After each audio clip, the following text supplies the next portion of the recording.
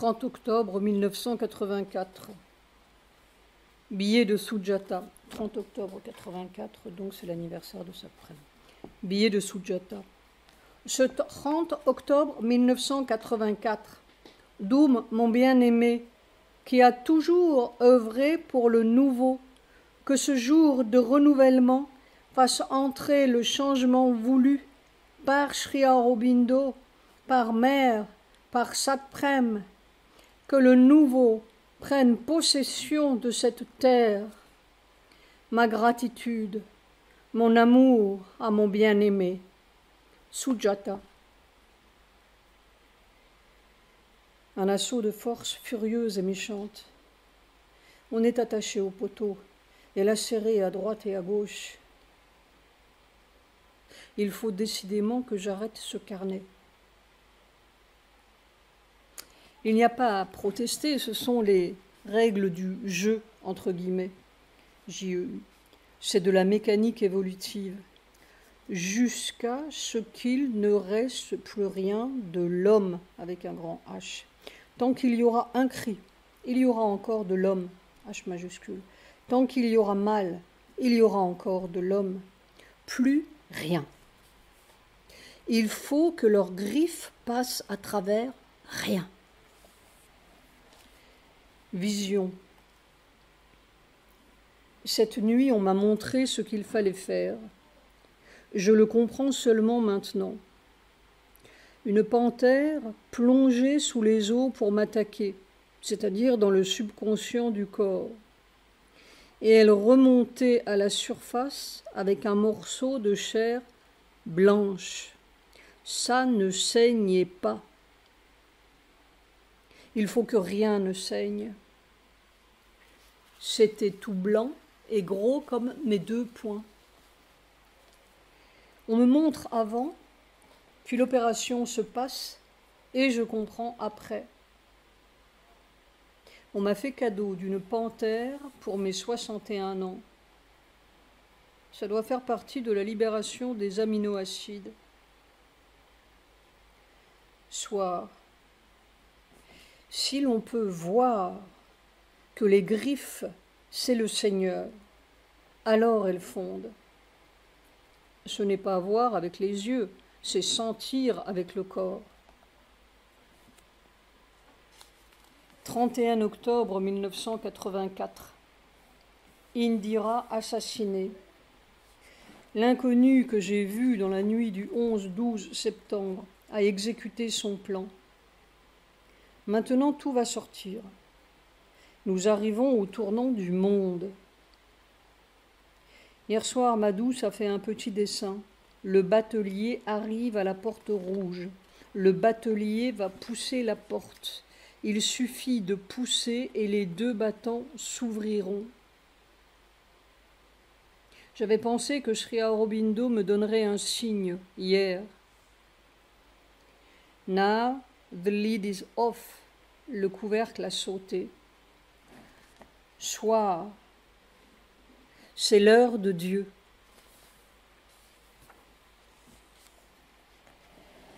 « 1er novembre 1984. Sur un bloc à part, je garde la notation sténographique des rêves, ou entre guillemets, ou visions, entre guillemets, qui me semblent sans conséquence, ou que je ne comprends pas. Or, dans la nuit du 29 au 30 septembre, j'ai vu quelque chose que j'ai ainsi noté en raccourci. 1. IG, verre cassé. Indira Gandhi, verre cassé. Ambassade, voiture étrangère. Changement commence dans l'Inde. 2. Je creusais un canal à travers ma chambre. 2. Cela semble être la suite de ma vision du 20 septembre 84. Autant que je me souvienne, mais je me souviens exactement. Dans la vision numéro 1, j'étais invitée à un repas par Indira Gandhi. J'étais à sa droite. Il y avait devant moi un très grand verre, beaucoup plus grand que les verres de table normaux, avec des petits dessins de fleurs qui avaient une couleur vert très pâle. J'ai voulu prendre ce verre et, sans que je le veuille, il m'a glissé des doigts et s'est brisé en 1000 morceaux, littéralement en 1000 morceaux, par terre. Indira était furieuse.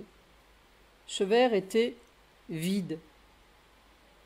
Lorsque j'ai raconté ce rêve à Sujata, elle m'a dit « C'est la jolie apparence d'Indira qui se brise. C'était une formation, ce verre, mais elle était vide. » À ce repas, semble-t-il, à moins que ce ne soit une scène aussitôt après, il y avait comme un ambassadeur ou un consul étranger, français semble-t-il, qui me regardait du haut de son nez et me faisait sentir que j'étais un peu idiot.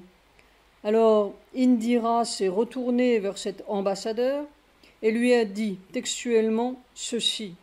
« Satprem veut dire que le changement du monde commence dans l'Inde. »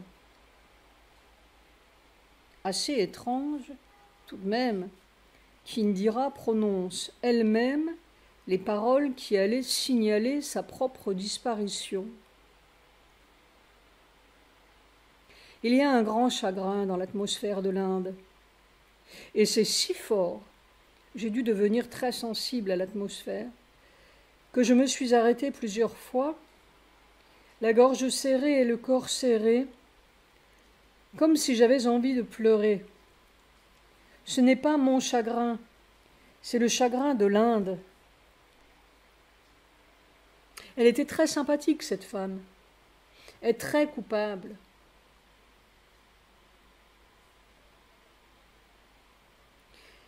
Mais 3 fois malheur à ceux qui sont forts et prêts, mais qui gaspillent la force ou mésusent le moment. Pour eux, irréparable est la perte ou une grande destruction. Sri Aurobindo, l'heure de Dieu. Ils vont en faire une martyre, comme Gandhi, alors qu'ils sont les martyrs de leurs propres mensonges. Yet waste the force, ils gaspillent la force. Après-midi, c'est si formidable. C'est un mystère divin. Je ne sais pas ce qui va se passer. Cette puissance pour laquelle le corps est comme une bulle dans un océan. Et pourtant ça passe, ça imprègne. C'est inimaginable et antiphysique si l'on peut dire, ou antiphysiologique. Alors tout devient comme une nappe de matière-énergie dense, bleu saphir, où on ne sait pas ce qui est ni ce qui se passe. Ça est. Et pourtant il y a quelque chose, ce point fondu, qui perçoit qui est là, comme si la bulle faisait partie du tout, était inséparable du tout, ne pouvait supporter ça que dans une nappe éclatée, et pourtant la bulle reste bulle. Je ne sais pas dire. Comme un corps complètement étalé en nappe, et qui pourtant reste corps. Il vaut mieux se taire. Et cette nappe, bleu saphir, est d'une formidable densité vibrante. C'est une nappe. C'est continu, sans limite. C'est une matière-énergie. Le mystère, c'est que le corps n'éclate pas là-dedans. Je ne sais pas ce qui va se passer. Ce n'est pas que mon corps perçoive la nappe, il n'y a pas de mon là-dedans. Il est comme toute la nappe sans être un point spécial. Et pourtant, il ne perd pas le point. Je suis toujours là. C'est tout continu, sans interstice. C'est fou. C'est divin. Soit. C'est comme si le corps perdait ses frontières matérielles et percevait toute, entre guillemets, la matière, sans pourtant cesser d'être un corps. Je mets toute entre guillemets parce que qu'est-ce qu'on sait? En tout cas, on ne sait pas où ça s'arrête. Il n'est pas au centre de la matière, point d'exclamation entre parenthèses. Il n'englobe pas la matière, point d'exclamation entre parenthèses. Il est comme partout, sans distinction. Pour dire vrai, c'est partout. Je pense tout d'un coup à Mère. Le corps est partout. Ça a l'air un peu comme cela. C'est vraiment le corps. Il n'y a pas 36 corps, ni même 4 milliards et plus, et peut-être même pas spécialement une terre. On ne sait pas où ça s'arrête. Les individus, entre guillemets, n'existent pas, qu'ils soient chiens, chats ou hommes ou neutrons. C'est une seule masse vivante, vibrante, dense, hyperdense, bleu saphir. Mais je suis peut-être comme un bébé qui ouvre les yeux au monde, un nouveau monde, et qui ne s'y reconnaît pas encore. C'est-à-dire qu'on est partout. On trempe partout dans les mighty waters, les formidables eaux. Dans le Rig Veda, je lisais l'autre jour, Thou didst uncover the supreme substance mighty in its multiplicity. 800. Tu as enlevé le couvercle de la suprême substance, massée dans sa multiplicité. Massée en lettres capitales. Je comprends bien pourquoi ils disent substance. 2 novembre 1984, vision. Cette nuit, il m'a semblé voir une grande ombre noire descendre sur la terre. C'était comme une fumée noire. Il faut qu'un morceau de matière terrestre soit totalement donné au suprême afin de servir à ce qu'il veut, quoi que ce soit. Ce matin, c'était cela le sentiment. La mort est pendue sur la terre. Il faut se donner totalement. Il faut qu'un morceau de matière terrestre soit en communion avec le suprême. Après-midi. Une expérience tout à fait simple et fantastique dans les cellules du corps. Ce n'est pas le vieux qui passe à toi, c'est toi qui deviens toi. On ne traverse pas par une sorte de mort. Du dedans, ça devient ce que c'est. Toutes les limites personnelles physiques s'évanouissent. Alors, le pouvoir formidable est possible simplement. La bulle n'a pas besoin de se briser. Elle a toujours été l'océan. L'illusion, c'est la paroi séparatrice. La mort, c'est la paroi séparatrice.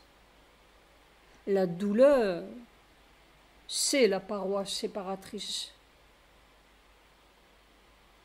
Ça, éclos du dedans, de l'intérieur des cellules, on ne sait comment, comme une fleur qui s'ouvre.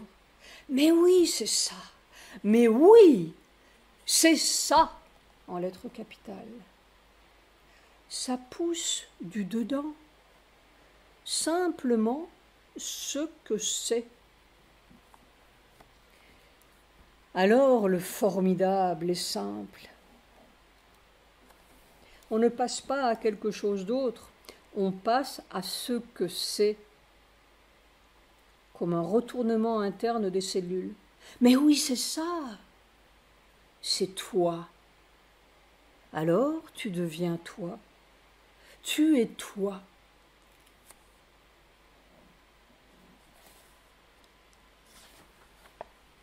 Alors cette densité massive, on pourrait dire effrayante, devient tout d'un coup naturelle. C'est-à-dire qu'on sent bien, le corps sent bien que c'est, comment dire, une grâce un peu vertigineuse et dangereuse, parce qu'il reste une arrière-habitude du vieux fonctionnement. Mais c'est un vieil arrière-plan qui n'obstrue pas le mouvement. C'est plutôt un souvenir qui reste encore. Soir, le torrent bleu limait et limait cette paroi séparatrice. C'est une illusion protectrice, un couvercle. Ça se vit, comme la rose. On ne peut entrer dans le torrent de lave que si l'on est semblable à la lave. Si l'on n'est pas semblable, ça brûle, ça éclate, ça meurt. On ne peut pas tricher. Ils trichent tous avec leur nirvana. Je me demande ce qui va se passer dans le reste de la bulle terrestre.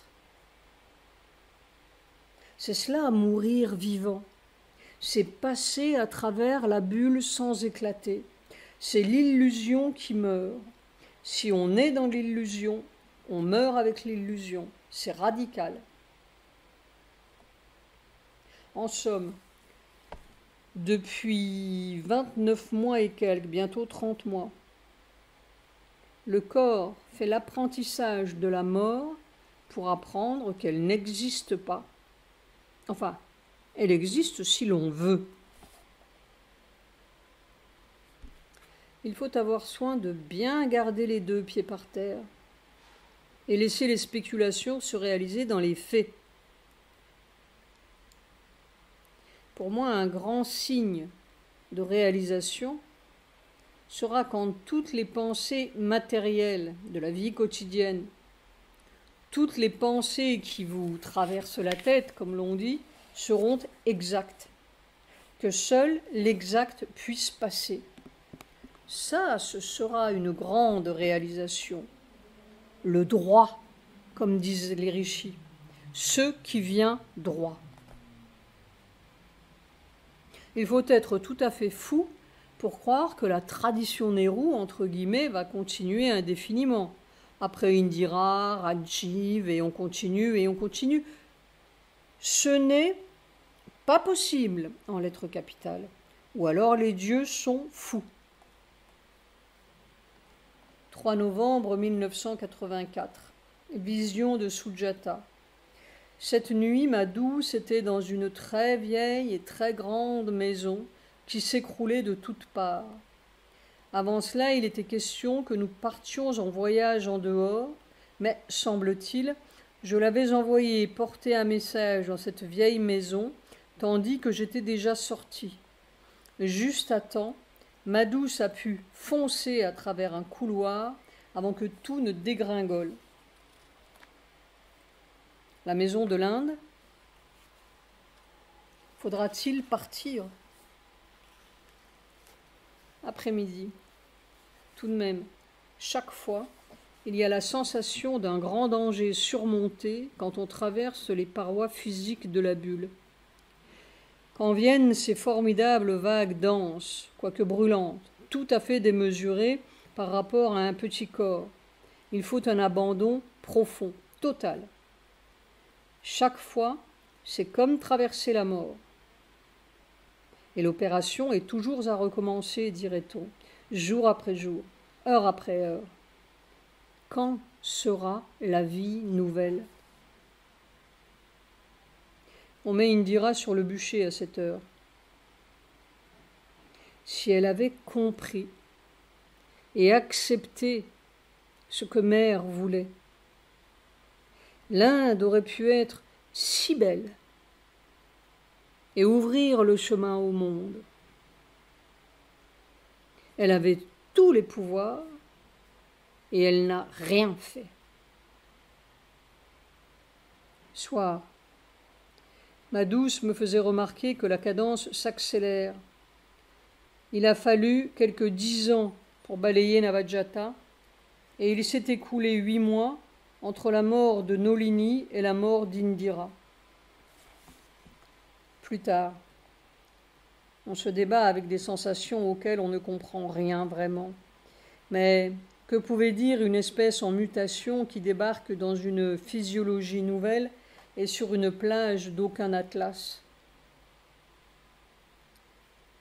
Je ne sais pas pourquoi il y a une telle douleur dans mon cœur ce soir, comme l'essence de tous les vieux désastres. Oh, il faut une vie nouvelle, il faut. Quelle est cette cruauté infatigable? On aimerait bien allumer son propre bûcher une fois pour toutes, mais il faut se remettre au bûcher encore et encore. Nuit du 4 au 5 novembre 1984, vision.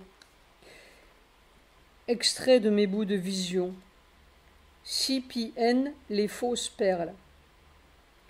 Dans un endroit comme le palais du gouverneur CPN Singh, note de bas de page, à Lucknow, Sir CPN Singh, ami et confident d'Indira Gandhi, à qui Indira avait promis qu'il serait nommé prochain président de l'Inde. J'ai vu Indira Gandhi, qui d'un geste énergique, presque violent, arrachait et cassait le collier de perles qu'elle portait autour du cou, et elle donnait ses perles, ou quelques-unes de ses perles, à CPN, qui, religieusement, mettait dans sa bouche ou gobait une de ses perles comme un prasad sacré. Note de bas de page, prasad, nourriture que l'on reçoit de la divinité.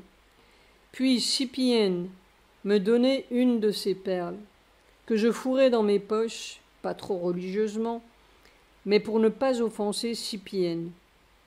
Puis quelque temps après, je voulais récupérer cette perle, et je cherchais, fouillais dans toutes mes poches, pas une miette de perle, rien, comme si ça avait fondu.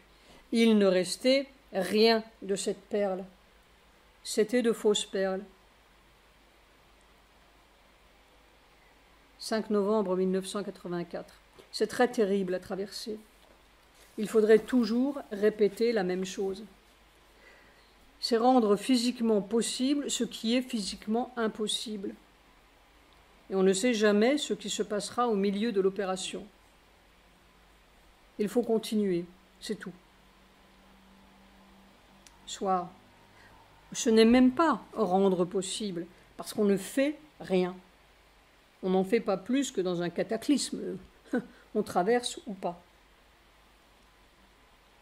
Ce qu'on fait, entre guillemets, de mieux, c'est de ne pas en mourir. Mais c'est un interminable cataclysme. Et ce qui se passe en réalité, on n'en sait rien. Probablement, on doit doser le cataclysme ou l'impossibilité. 6 novembre 1984. Il y a une bulle d'illusion qui veut nous retenir dedans, non pas par ses joies et ses merveilles, mais par son chagrin, sa cruauté, son horreur. Ce sont comme deux serpents tendrement enlacés qui font scintiller les joliesses de la vie, entre guillemets, et qui vous jettent leur venin, vous emplissent de leur venin dès qu'ils sont démasqués. Et c'est leur venin qui constitue la bulle d'illusion. C'est la mort qu'ils veulent jeter sur vous. Toute l'horreur, la cruauté, le chagrin, la douleur de la vie sont leur arme la plus puissante, leur venin d'illusion le plus mortel. C'est très facile d'avoir de jolies vertus et d'admirables sagesses, parce que le diable rigole en dessous. C'est très difficile de prendre ces douleurs, ces chagrins et ces martyrs, parce qu'il ne rigole plus du tout. Si on lui dit Ta cruauté est une illusion. Ta douleur est une illusion.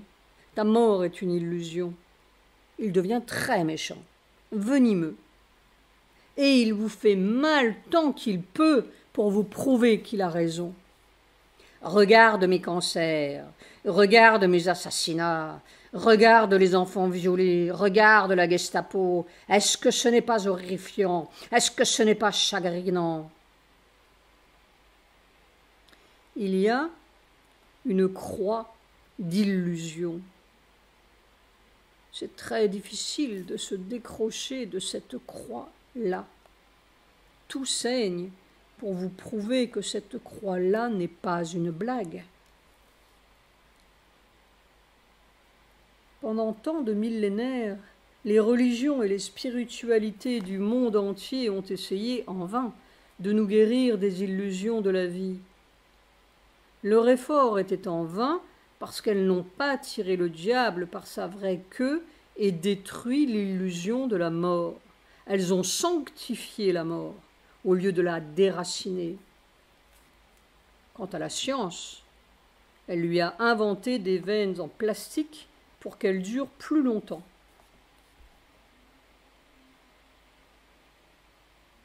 Mes conclusions se fondent sur des faits douloureusement et dangereusement acquis dans mon propre laboratoire vivant. Soit j'ai l'impression que tout est une illusion, aussi grande que celle du ver de terre, scientifique entre guillemets, et théologien et hindou qui voudrait transporter ces lois au niveau humain. J'étais assez fou autrefois pour avoir la curiosité de mes vies antérieures. Maintenant, je sais que les vies antérieures, c'est surtout des morts antérieures. Je ne veux plus être le mort antérieur de quelqu'un d'autre. Ça fait trop mal. On en sort vivant ou on n'en sort jamais. Si l'on attend le prochain grand-père, on rattrape toutes ces maladies mortelles. C'est-à-dire qu'il faut tout recommencer.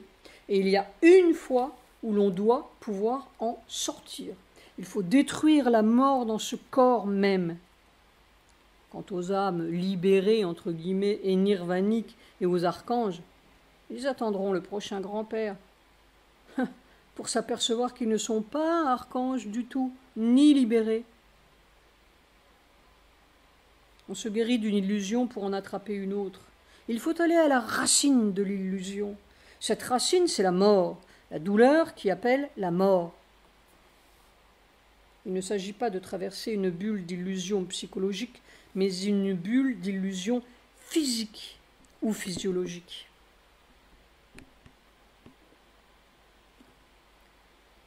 « 7 novembre 1984. L'Amérique choisit Hollywood, Reagan. L'Inde choisit le petit-fils de Nehru, Rajiv Gandhi. Il n'y a pas un cri dans la conscience terrestre. Pourquoi le divin se dérangerait-il?